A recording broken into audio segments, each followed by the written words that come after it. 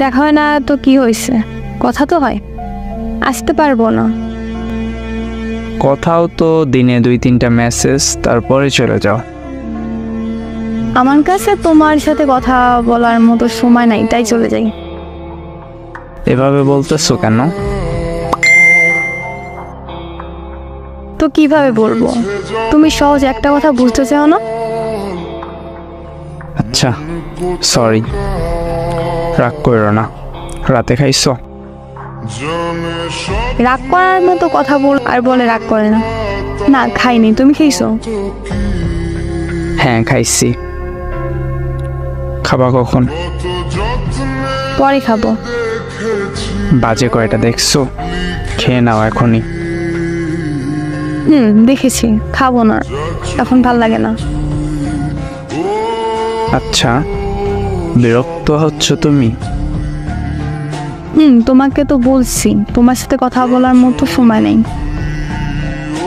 কেন, আমি কি করছি? আমি যে কাজটাই করি ওই কাজটাই কি তোমার বলতে হবে? এইসব এখন আর ভাল লাগে না। ও আগে তো বলতা, এখন এতটা পরিবর্তন? জানি না, এখন আর ভালো লাগে না।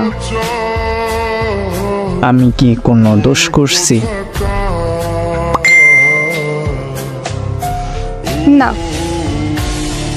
আমার জন্য কোনো ঝামেলা হয়েছে? আমার ফ্যামিলিতে ঝামেলা হচ্ছে, আমি আর সম্পর্কটা রাখতে চাই না। মানে কি বলতেছো এইসব?